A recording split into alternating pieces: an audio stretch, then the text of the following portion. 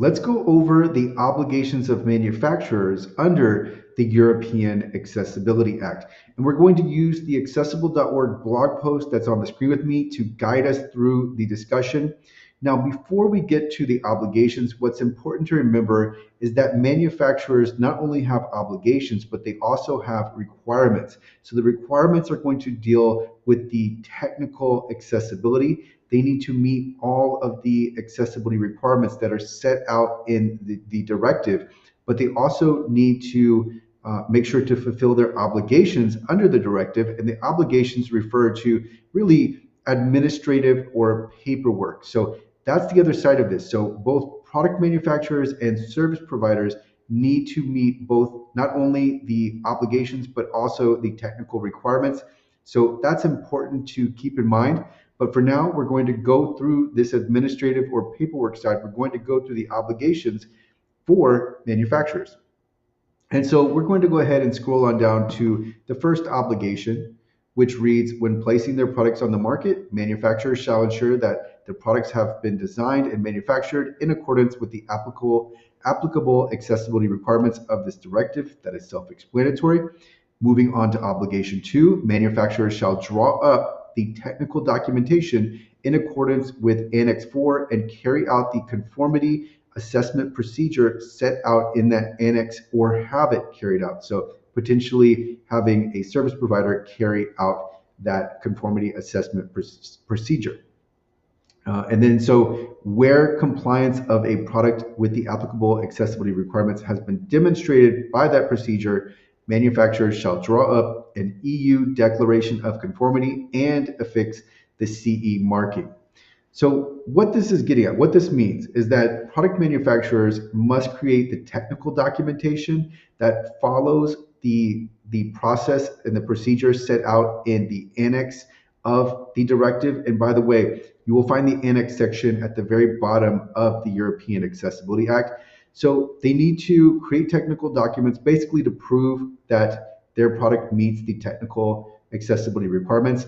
And then they need to have performed a check that's going to ensure that the product does indeed meet these technical requirements set out in the European Accessibility Act. And then finally, they basically put the seal of approval. They put the stamp of approval that says, yes, this is conformant with these technical requirements, and we're going to top that off with the CE marking.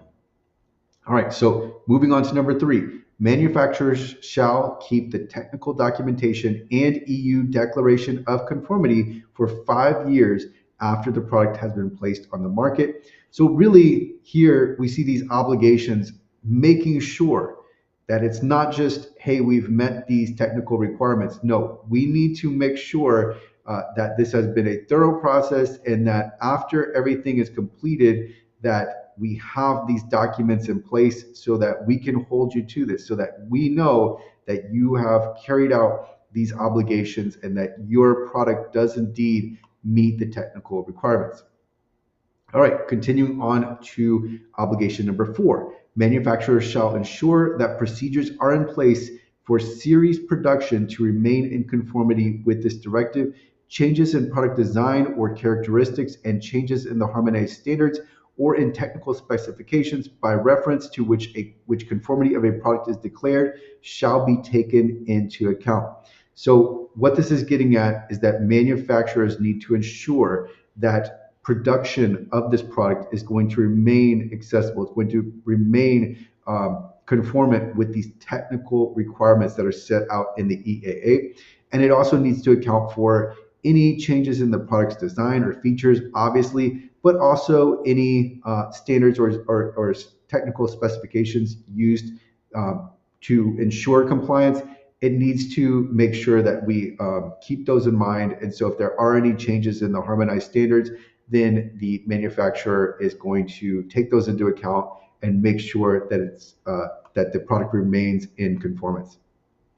All right, number 5, manufacturers shall ensure that their products bear a type, batch, or serial number or other element allowing their identification, or where the size or nature of the product does not allow it, that the required information is provided on the packaging or in a document accompanying the product.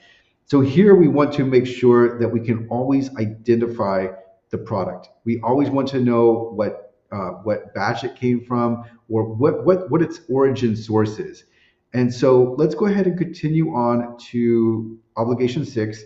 Manufacturers shall indicate their name, registered trade name, or registered trademark, and the address at which they can be contacted on the product, or where that is not possible, its packaging or in a document accompanying the product. The address must indicate a single point at which the manufacturer can be contacted. The contact details shall be in a language easily understood by end users and market surveillance authorities. So this is all what obligation 5 and obligation 6 are getting at. Is if we find that a product is not accessible in some way, or does not follow these, let's just say there are accessibility issues with the product, then we can not only know with the source of the issue, so potentially it's a batch that went awry, but we can also contact someone and inquire further on these accessibility issues. So really here, it's again to ensure that the technical requirements are met. And so we need to have these administrative steps taken, these administrative measures taken to ensure that if there is a problem, if something comes up, we can know the source of the product, so know exactly where it's coming from. So it's not, there's no uncertainty there. We know what batch it came from. We can, if there is a batch where there is let's just say there's a problem with the batch, and a certain batch just has these accessibility issues for whatever reason, then we can know this and we can contain the problem, or we can be aware if this is a continuous problem, and then also we can get a hold of the manufacturer. All right, continuing on to obligation 7. Manufacturers shall ensure that the product is accompanied by instructions and safety information in a language which can be easily understood by consumers and other end users as determined by the member state concerned. Such instructions and information, as well as any labeling, shall be clear, understandable, and intelligible. So this is getting at the obligations regarding the instructions and information, because as we know, it's not just the product that we need to be concerned with, it's the ability to use the product and the ability to understand how to use the product. So here we can see the drafters of the EAA taking that into account. All right, and so we are almost done. We are at obligation 8. Manufacturers who consider or have reason to believe that a product which they have placed on the market is not in conformity with this directive shall immediately take the corrective measures necessary to bring that product into conformity, or if appropriate, to withdraw it.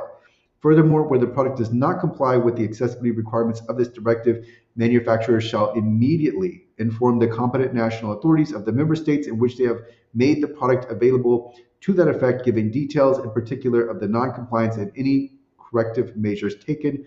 In such cases, manufacturers shall keep a register of products which do not comply with the applicable accessibility requirements and of related complaints. So here we're just ensuring that there are no instances where our product is not in conformity with these technical requirements set out.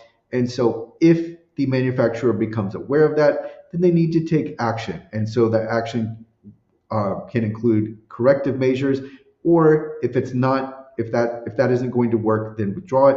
And then the manufacturer also needs to make sure that they immediately inform the national authorities so that they're aware of this instance of nonconformity and what they're doing to make sure that they've corrected the nonconformity.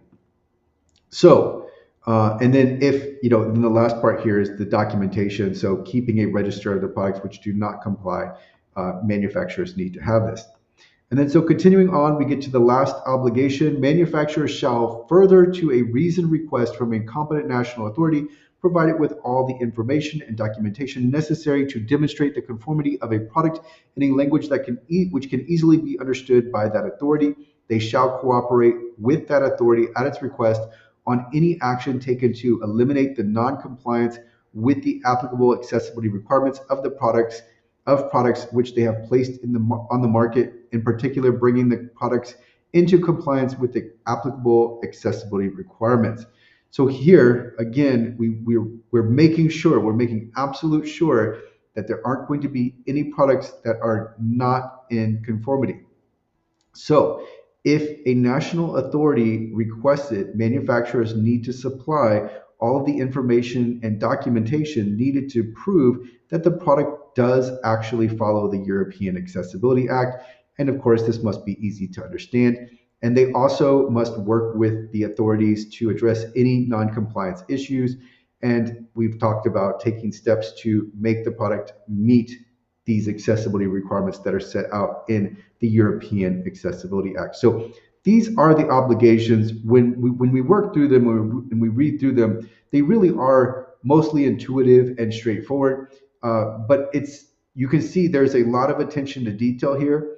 And so if you're a product manufacturer, you do need to make sure that you're taking this seriously and you are precision like and paying close attention to detail when it comes to meeting these technical accessibility requirements, and then documenting that, and then ensuring that that accessibility, your conformity with the EAA remains in place throughout the product, right? Throughout the product. I'm not sure what the word would be, but making sure that you're in conformity throughout the product's existence on the marketplace. So that's really, really important. I will include a link to this blog post in the description for this video, as well as a contact page on accessible.org. So if you'd like to reach out to me directly and ask any questions, you will have that contact link. And then I'll also include a link to accessible.org services.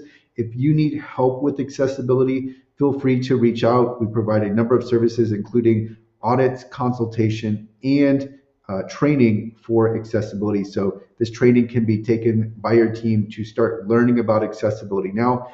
But as you can see, you have obligations under the EAA, as well as the technical requirements that need to be met. So I will include links to all of these resources in the description.